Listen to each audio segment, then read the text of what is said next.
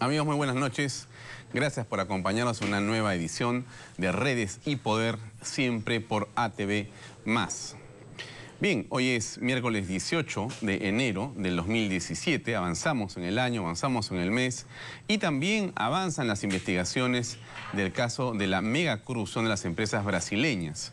Hoy día estuvo presente en el Congreso de la República, en la comisión Lava Jato, el fiscal de la Nación, el doctor Pablo Sánchez. Pablo Sánchez hizo varias declaraciones, la primera de las cuales compartimos con ustedes y tiene que ver con las precisiones sobre cuáles son las funciones de la Fiscalía en este sonado caso. A ver, escuchemos por favor, adelante. Entonces, no es como se afirma fácilmente de que el fiscal tiene que entrar a una empresa, romper las puertas, sacar las cosas, detener a las personas porque ya se dijo que esta persona está involucrada. No, no es así. Hay que tener mucho cuidado porque hay que distinguir entre aquellos que cometen delitos que merecen cárcel y aquellos que no. Entonces, el fiscal del caso es el responsable de la investigación. Y el fiscal del caso planifica todas sus actividades y responde obviamente por lo que él hace. Él planifica, él decide, cuenta con el apoyo de fiscales adjuntos, con asistentes, con peritos, etc. Mi trabajo tiene que ver básicamente con proveer los recursos que necesitan los fiscales. En estos casos en particular, nosotros hemos autorizado el viaje de los fiscales a distintos países a fin de que puedan lograr las pruebas que necesitan para poder conocer bien estos casos, qué sucedió y quiénes son los responsables. Bien, el doctor Pablo Sánchez, que ustedes lo han visto ahí declarando hoy en el Congreso de la República, en la Comisión Lava Jato, ha continuado dando más detalles.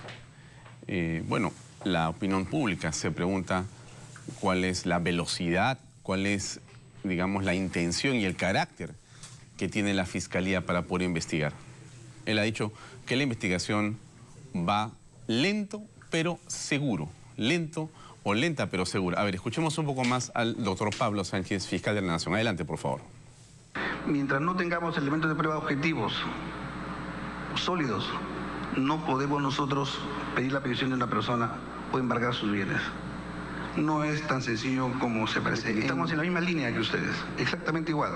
Queremos que se sepa bien y que se sancione a los culpables y que vayan a la cárcel y devuelvan el dinero que se han llevado. El proceso de investigación parece lento y ciertamente podemos aceptar las críticas en ese sentido, pero es seguro, va firme. No podemos decir lo que mañana puede suceder, pero tengan la seguridad de que estamos trabajando planificadamente y yo les pido que confíen en el trabajo de investigación fiscal. Bien, el ex congresista Álvaro Gutiérrez, antes vinculado también al Partido Nacionalista, estuvo hoy en ATV+, hizo varias declaraciones en torno a estos supuestos 3 millones de dólares que habría recibido Ollanta Humala durante su campaña. Como ustedes han escuchado, como todos nos estamos enterando, las empresas brasileñas habrían colocado dinero por órdenes del presidente de Brasil o de otros jerarcas políticos en las cuentas del Partido Nacionalista, específicamente vinculadas a la pareja o la expareja presidencial, Ollanta y Nadine Heredia. Bueno, ¿qué cosa es lo que ha dicho Álvaro Gutiérrez al respecto? A ver, escuchemos por favor estas declaraciones. Adelante. Bueno, creo que si Dios me puso a que luche contra la corrupción en el país, porque lo estoy haciendo desde hace mucho tiempo, pero solo. Y de repente inclusive he amenazado por mensajes de textos, después de mensajes de WhatsApp, todo eso, pero yo no hago caso y voy adelante, porque a mí no me da miedo, o sea, yo no tengo miedo a nadie y como que quieren que yo me calle, pues, ¿no? Pero yo no voy a quedarme callado porque gracias a Dios tengo facilidades como para poderme yo también proteger. No sé por qué la justicia del Perú se está demorando tanto. Yo en febrero del año pasado fui y le entregué los documentos a la Policía Federal de Brasil, las copias de las agendas, para que puedan ellos corroborar y cruzar información con algunas informaciones que podía haber encontrado en todos los documentos de esta empresa de Odebrecht, del señor Marcelo Odebrecht.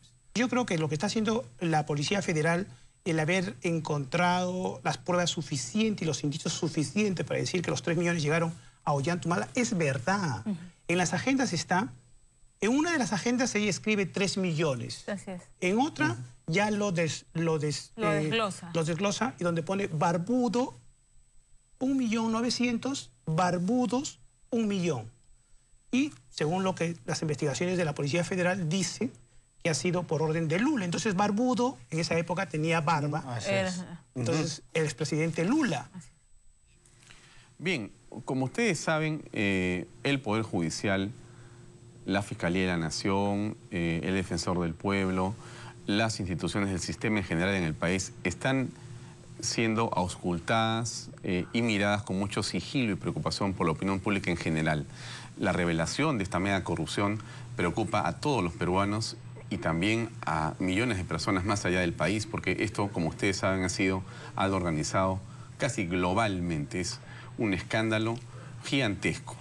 En el Perú, la institución del Poder Judicial ha decidido hacer algunas, llamémosle, innovaciones en función de lograr justamente manejar o estar a la altura de esta circunstancia particular. Y en esa virtud, el Poder Judicial decidió nombrar a la doctora Susana Castañeda como la presidenta del Sistema Nacional Anticorrupción, que va a tener que ver específicamente el caso Lavajato y otras cosas más seguramente. Entonces, nosotros hemos querido invitar a la doctora Castañeda para que nos acompañe en esta primera parte de Res y Poder esta noche, para que nos explique en realidad qué cosa es este cargo nuevo, esta función que ella va a desempeñar y también cómo puede garantizarnos a los peruanos que efectivamente la justicia llegará a los responsables.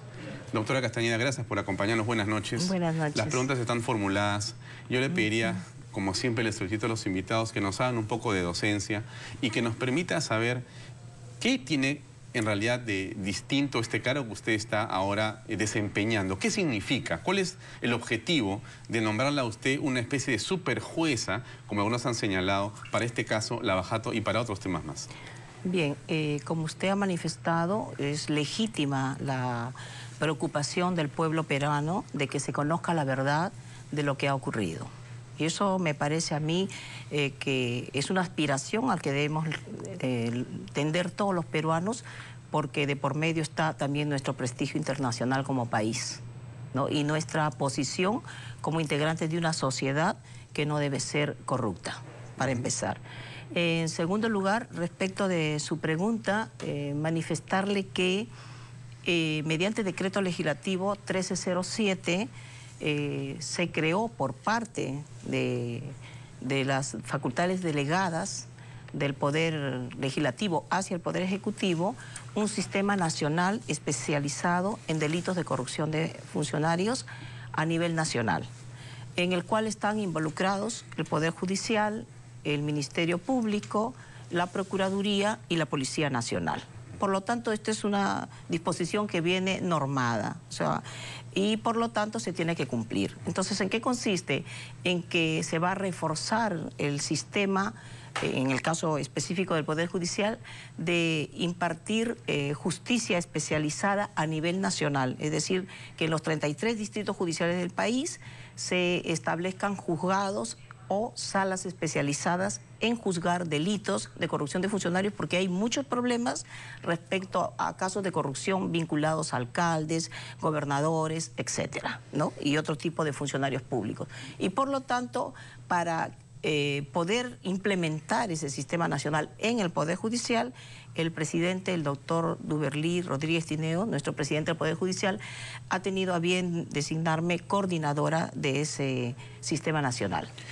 Yo le preguntaría, para justamente beneficio de conocer a través de la televisión, ¿cuál es la experiencia que usted tiene? Usted tiene muchos años en el Poder Judicial, usted tiene un desempeño notable, pero yo le rogaría que antes que yo lo cuente, nos lo cuente usted, nos lo explique usted en qué consiste su experiencia para poder justamente tener esta particular, digamos, responsabilidad que es nada sencilla, sí, ¿no? Pero permítame decirle antes que posteriormente se ha dado otro decreto legislativo, el 1342, donde se crea un sistema nacional, ya con competencia nacional, para conocer casos de megacorrupción, ¿no? Ya, y en el ámbito nacional o en el ámbito transnacional.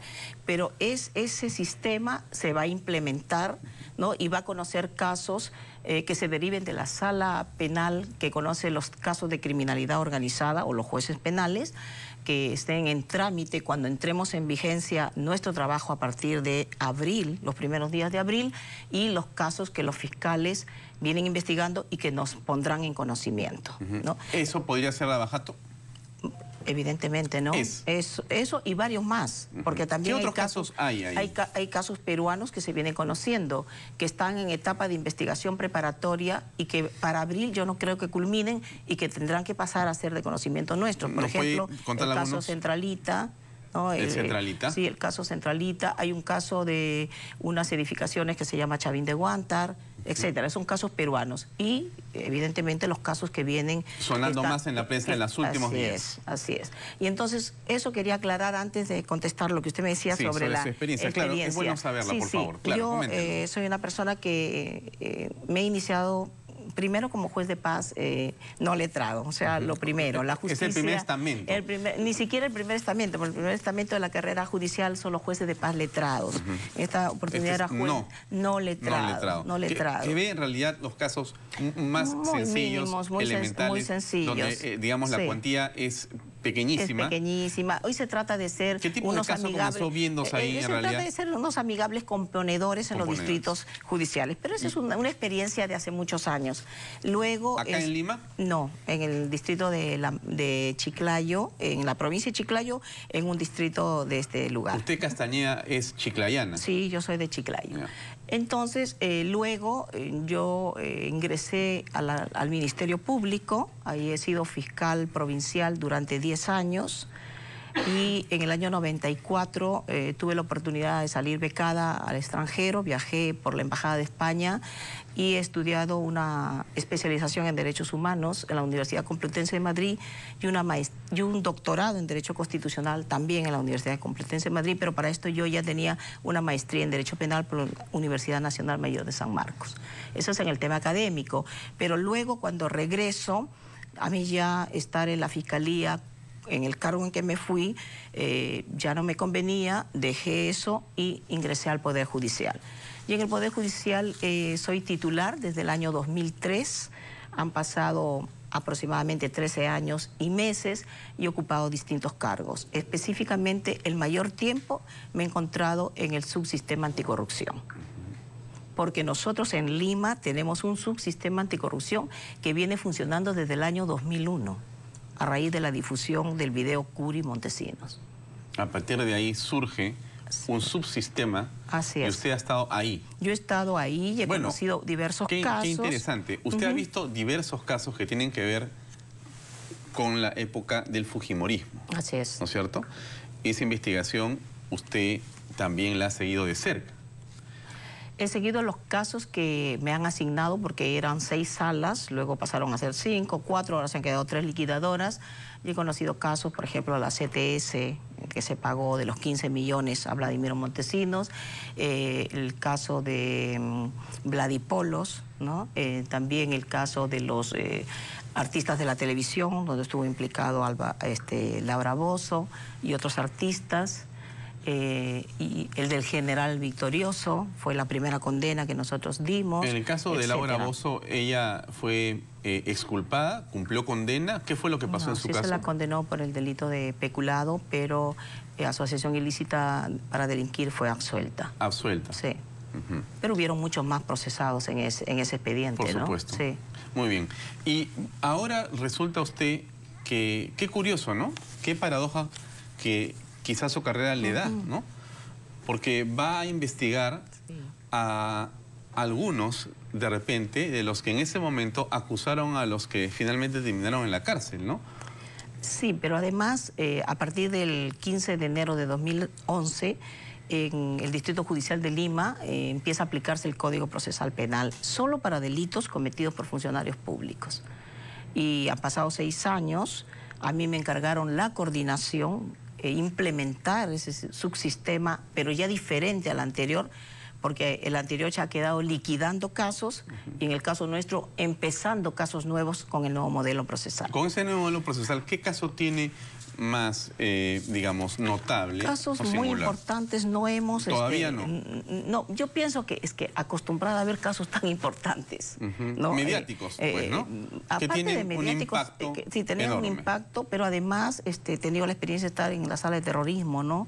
En la sala de bandas también, y por lo tanto eran casos muy grandes. Ahora conocemos casos vinculados a corrupción de funcionarios, pero no con la envergadura, la trascendencia de las que ocurrieron en el año 2001 o quizás los que puedan ocurrir a futuro, ¿no? Ahora, qué interesante lo que usted señala, doctora Castañeda, porque usted está acostumbrada a meter a gente a la cárcel sin importar que tengan o no poder. O claro, que hayan tenido poder. En la medida... No, por supuesto, sí, cuando el proceso y la prueba claro, en la es medida evidente, ¿no? en que existan evidencias de que esta persona está implicada en los hechos y que amerita una prisión preventiva o una sentencia condenatoria. Entonces, ese es nuestro trabajo. Es un trabajo delicado porque tenemos que ver con la libertad de las personas, que es un derecho fundamental de primer orden, pero que nosotros tenemos que ser muy ponderados al momento de decidir la pena que le corresponde a una persona o la medida limitativa. Claro, es un trabajo delicado, es un trabajo de una gran responsabilidad porque la ciudadanía lo que quiere, lo que busca es que no exista pues impunidad, ¿no es cierto? Así que lo es. que se aplique es la ley a quienes han cometido delitos, pero realmente que nadie se escape, digamos, ¿no? Que nadie utilice la ley para sacarle la vuelta justamente a los códigos. Por eso pienso que el Código Procesal Penal de 2004, que se aplica en Lima desde el 2011, es un código que permite la transparencia, ¿no? Entonces todos pueden ir a las audiencias, concluido el proceso se entrega la sentencia, todo se debate en audiencia. Entonces es mejor, cuando existan los procesos grandes va a haber una amplia cobertura de la prensa porque todos van a tener las puertas abiertas para poder transmitir lo que viene ocurriendo. Acuérdese que la Constitución Política establece que los procesos contra funcionarios públicos siempre son públicos. Ahora, y bueno, y en esa línea de digamos, publicidad, las personas también en la calle se preguntan si acaso la Fiscalía no está actuando con demasiada lentitud. Dice el fiscal, acabamos de señalar, el fiscal de la Nación, que es lento pero seguro. Claro, no se conocen detalles, la gente tiene por razones obvias que ser suspicaz. Y entonces le pregunto a usted, ¿usted cómo aprecia el trabajo de la Fiscalía? Me va a decir que no puede opinar también de los colegas, pero algo nos tiene que decir para darle la tranquilidad también a la opinión pública. Lo que pasa es que las personas están escuchando noticias del extranjero en el sentido de que en Colombia ya intervinieron a un congresista, a un senador, que en otros lugares están haciendo otro tipo de intervenciones. ¿Y qué pasa con Perú? Entonces, como usted dice, nosotros no conocemos los temas porque recién nos llegarán en abril. Por lo tanto, sería muy aventurado de nuestra parte dar apreciaciones de algo que no conocemos, ¿no? Entonces, si el fiscal de la Nación, que es un conocido, no solamente profesional como fiscal, sino un reconocido procesalista, ¿no? Que tiene diversas obras escritas sobre el tema, dice que están caminando lento pero seguro, yo pienso que debemos darle ese beneficio de creer que lo que nos dice es la verdad. Usted ha señalado, y corríjame, hace unas horas que usted considera que debería viajar a Brasil para poder, digamos, realizar algunas pesquisas o seguramente establecer vínculos de comunicación con sus pares allá. Con los pares, no pesquisas porque nosotros... no le corresponde. Y es bueno, a nosotros no nos corresponde hacer pesquisas, eso lo hace el Ministerio Público con la policía. Nosotros queremos ver el modo, establecer contacto con los jueces de Brasil para ver cómo se implementó ese sistema allá. Entiendo que es un sistema federal distinto al nuestro, que es un sistema unitario, pero necesitamos conocer cómo se organizaron. Especialmente nos interesa saber qué buenas prácticas ellos han instaurado, ¿no? En Brasil. Bueno, la justicia en Brasil es totalmente transparente, ¿no? O sea, yo he tenido oportunidad de estar en Curitiba y en Brasilia. He visto cómo funciona el sistema laboral y el sistema penal y por lo tanto... En ese momento no existía este problema, ¿no? Entonces ahora se supone que hay una situación diferente que es necesario también abordarla con nuestros colegas, pero sobre todo para este sistema de organización que a mí me corresponde organizar acá en el país. En su declaración de que la justicia brasileña es totalmente transparente. Sí.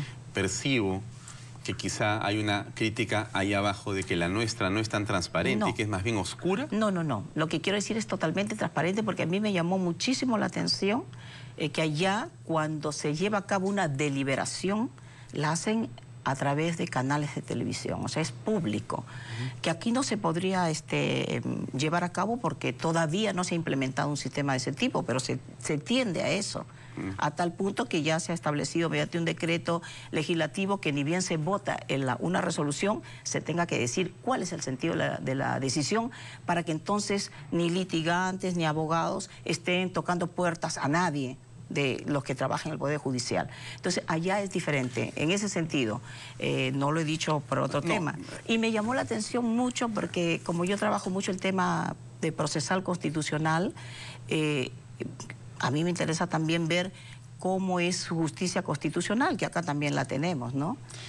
Claro, ¿no? Las personas se preguntan por qué tienen que viajar a Brasil, ¿no? ¿Qué hacen en Brasil? Se toman fotos como el fiscal u otras personas. No estamos quitándole el mérito a esas reuniones.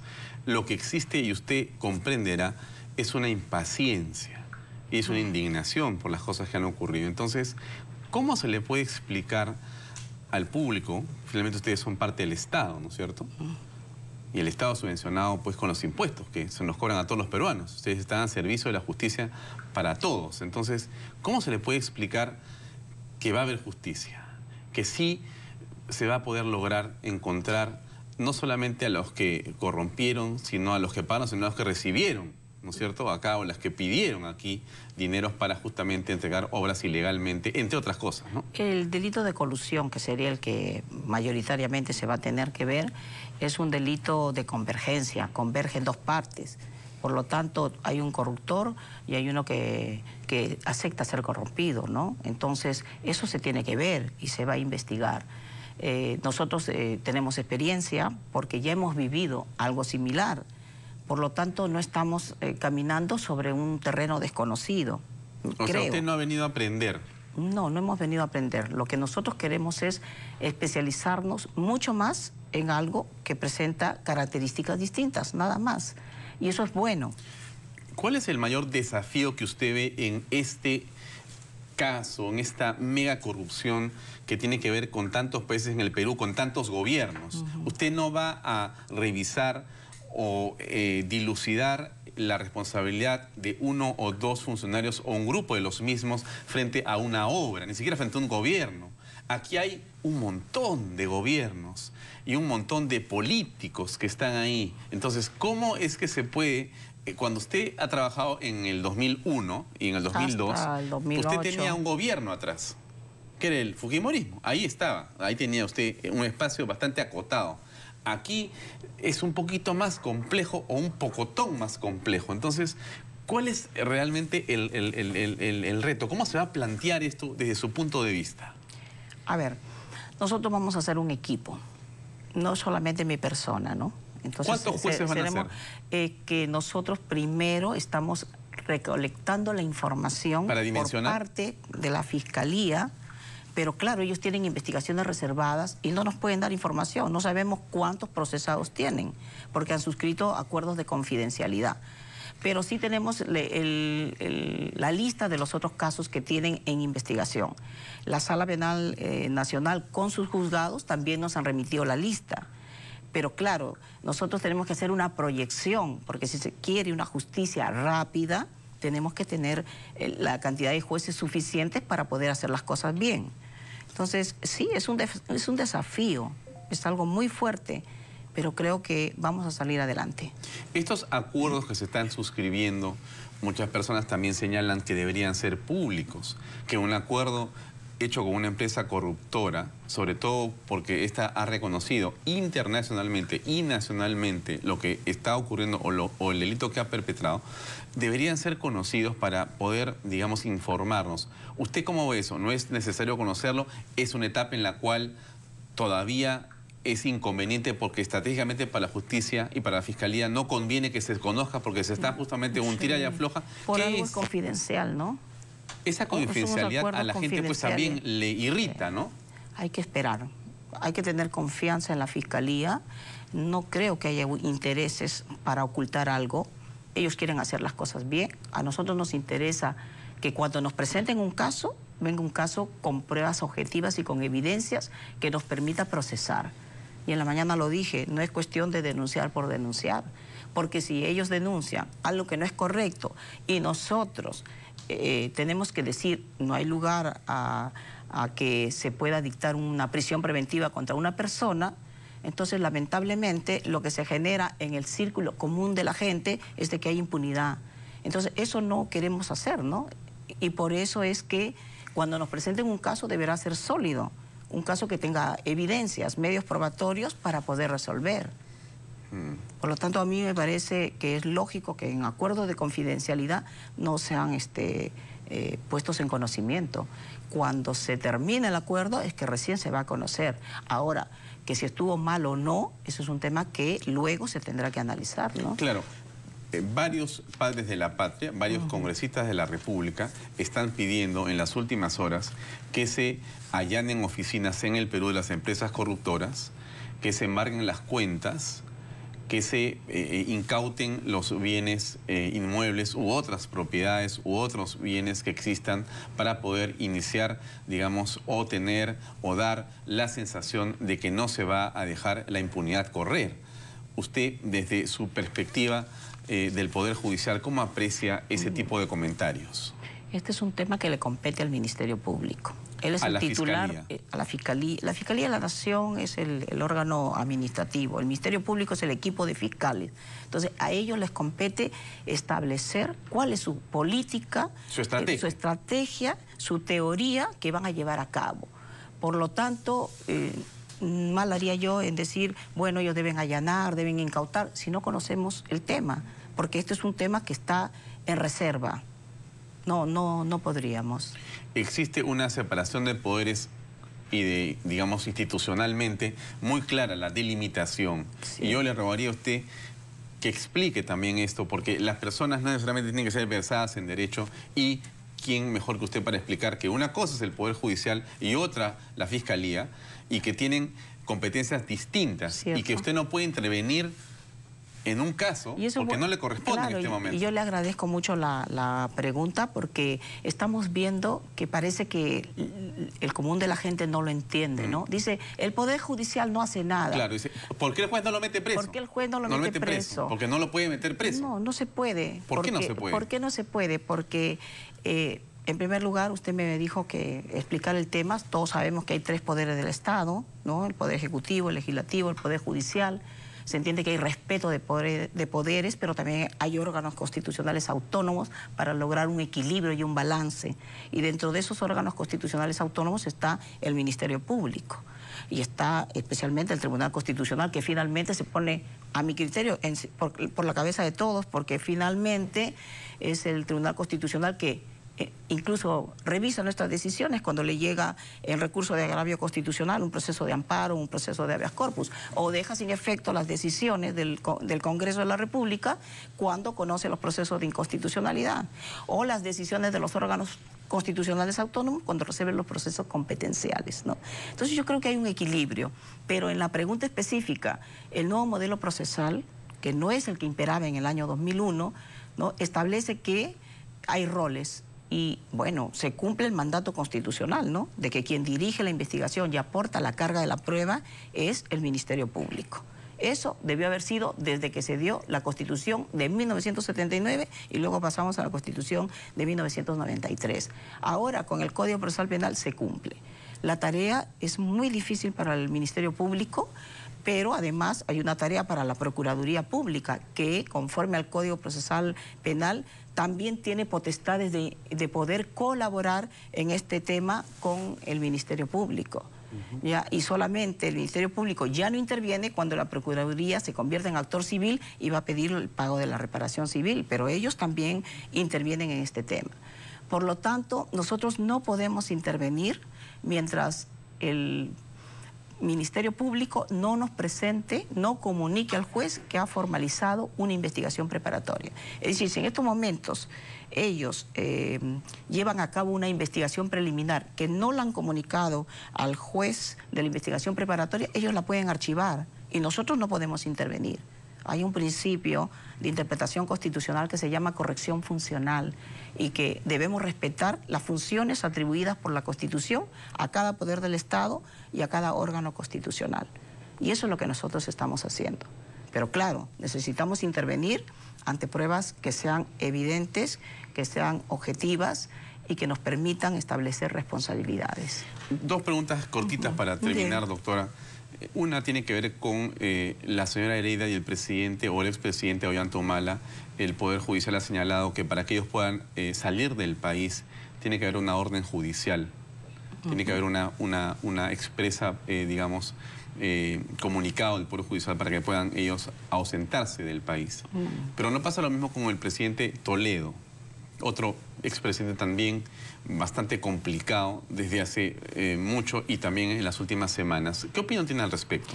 Bien, yo no le voy a dar una opinión respecto del señor Toledo ni del señor Alan García, porque ellos eventualmente también van a ser procesados. Eventualmente, por lo que están hablando. Podría ser que no lo sean. Por eso decimos, no podemos hablar sobre temas de especulaciones. Con nombres no. Lo que puedo decir es que hay una medida coercitiva que se llama comparecencia con restricciones, que está prevista en el Código Procesal Penal, que establece reglas de conducta. Y una regla de conducta es no variar de domicilio, ¿no? Y establece así un listado de reglas.